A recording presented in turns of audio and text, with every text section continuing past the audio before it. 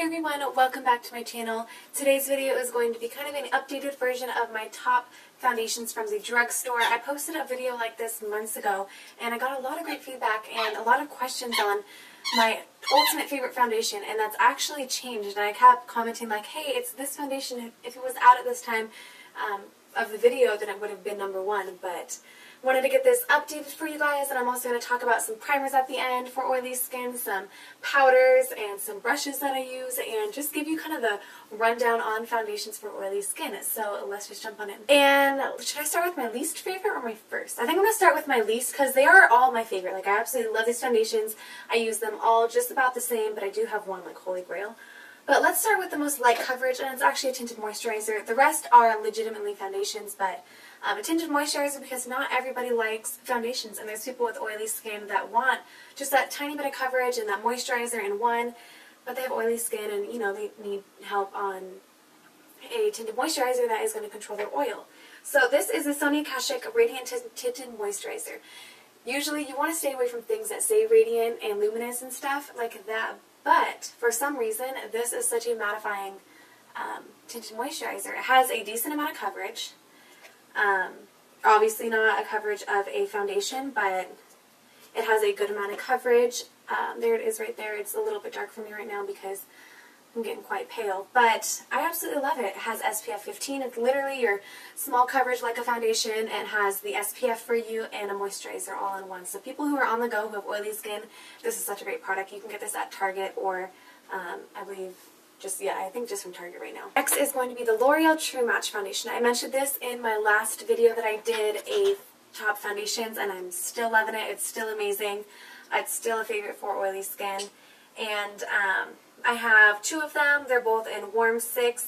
And yeah, I mean, if this had a pump, it'd probably be a little bit more ideal. The fact that they don't have a pump makes them not as convenient, but the product inside itself is just amazing and has great coverage. My favorite way to apply this is either with my fingers, or I really like applying it with a small stippling brush like this one. This is a Real Techniques stippling brush, so love this.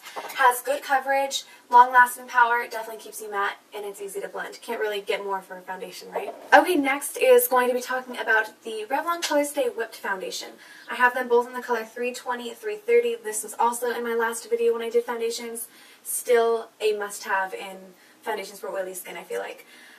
The thing about this foundation is it looks better about an hour or 2 after you put it on. So I kind of happen to like it. I don't think that it oxidizes on your skin, but I notice when I put this on, it's not completely matte. It's a little bit satiny, and I'm doing the rest of my makeup and I'm like, okay.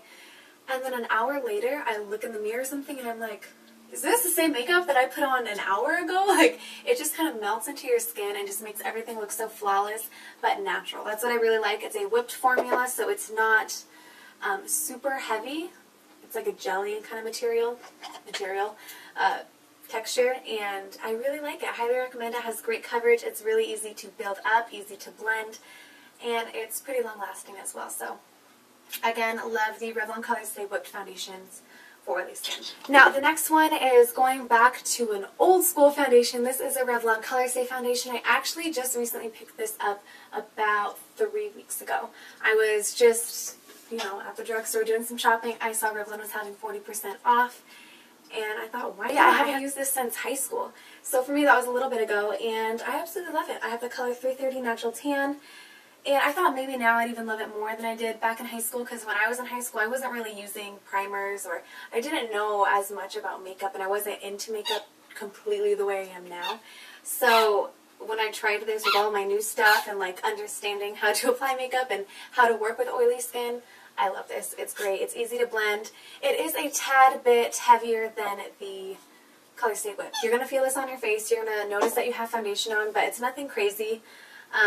Again, this is the combination to oily skin version. They do have a natural to dry formula, I believe, as well.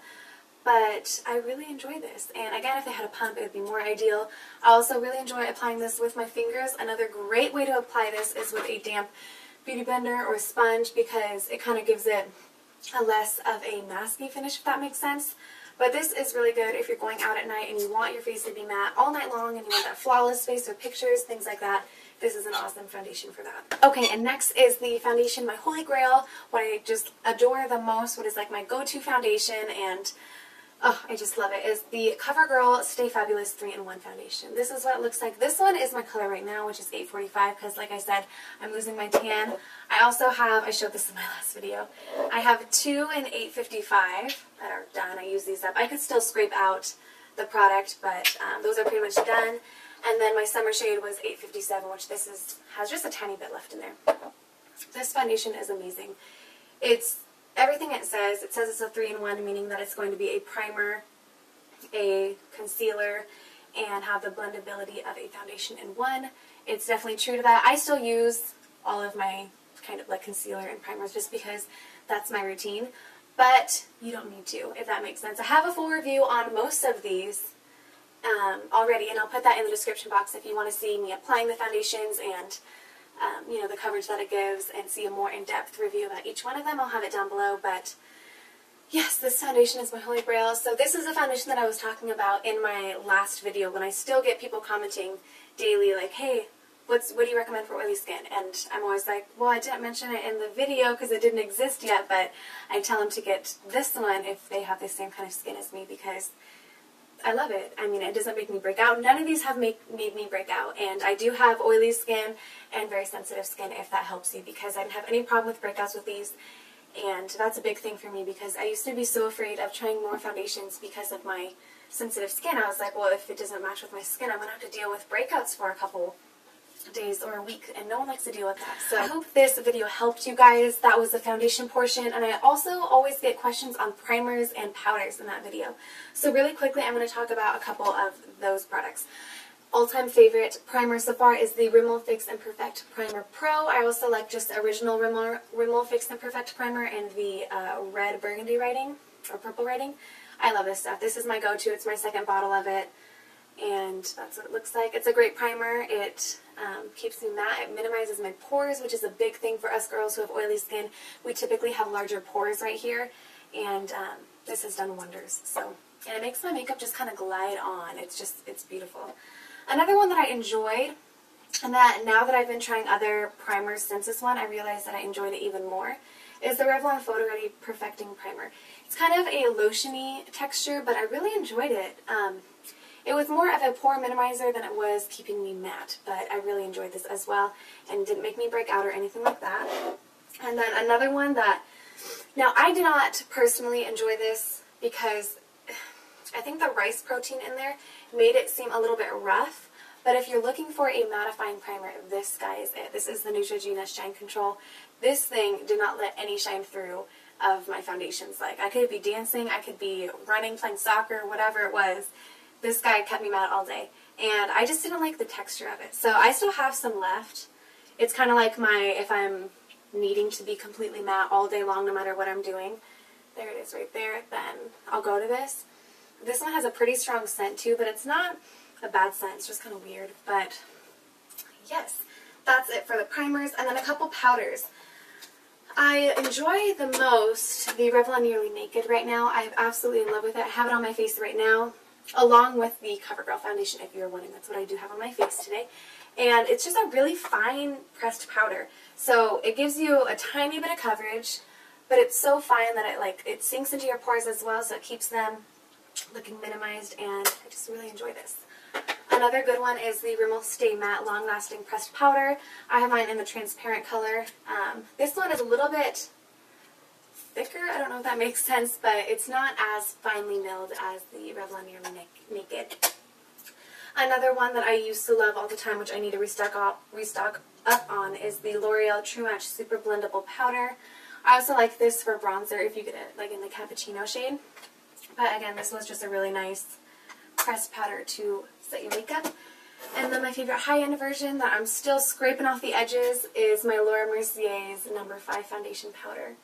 That's what it looks like. This just gives you extra coverage. If you want like a full coverage kind of thing, this little guy is going to give you more coverage. But everything else is from the drugstore. I hope you guys enjoyed this video. I hope you found it helpful. And let me know what you want to see next regarding anything for like top 5 related, top 5 concealers again, top 5 blushes, top 5 anything. Let me know in the comments below. And yeah, if you have any other questions, please let them know also in the comments below, and I'll try and get back to you as soon as I can. And I'll see you guys in my next video. Bye!